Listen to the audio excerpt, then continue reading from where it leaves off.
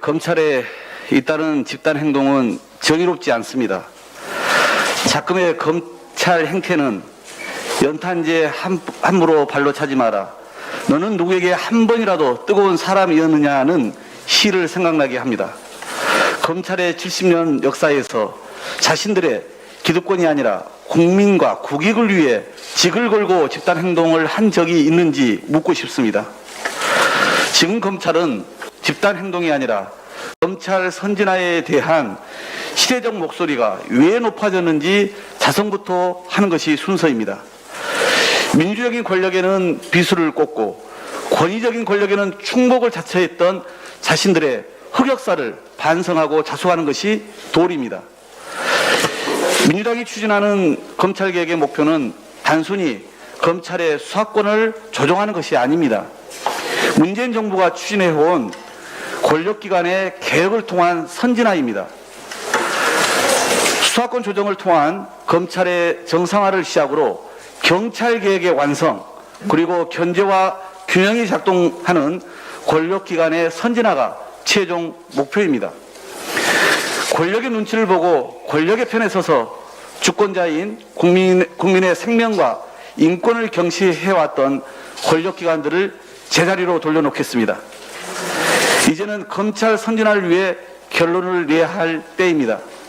올 민주당은 의원총회를 열고 국민과 당원, 지지자들의 총의를 하나하나 빠짐없이 모을 예정입니다.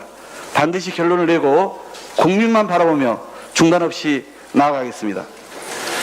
윤석열 당선인이 검찰총장 시절 검사가 수사권을 가지고 보복하면 그게 깡패지 검사입니까? 라고 발언한 적이 있습니다. 그런데 현실은 유감스럽게도 그런 사례가 너무나도 많습니다. 기억하시겠지만 2013년 탈북민 유호성 씨의 간첩 조작 사건 당시 관여 검사들이 징계를 받게 되자 검찰은 다른 사건으로 유 씨를 재기소합니다. 이에 대법원은 재기소에 어떤 의도가 있다고 보여진다고 하며 공소권을 자의적으로 행사한 것으로 위법하다고 판결을 내린 바 있습니다. 검찰의 권한남용을 이유로 공소가 기각된 최초의 판례입니다. 그렇지만 그 전후에 검찰의 의도가 보이는 사례는 수없이 많습니다.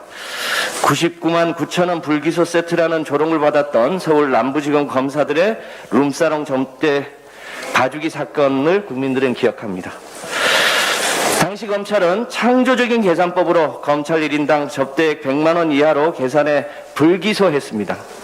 이 사건을 보면서 국민들은 모든 국민은 법 앞에 평등하다는 헌법 제11조에 대해서 또 한 번의 의문을 갖게 되었습니다. 불과 며칠 전 한동훈 검사장의 무혐의 처분도 마찬가지입니다. 99만 원이라 불기소한 사건과 비밀번호를 풀지 못해서 무혐의한 사건의 공통점은 그 피의자가 모두 검찰이라는 점입니다. 국민들은 별장 성접대 사건의 주인공 김학의 전 법무부 차관의 무혐의 결론도 기억합니다.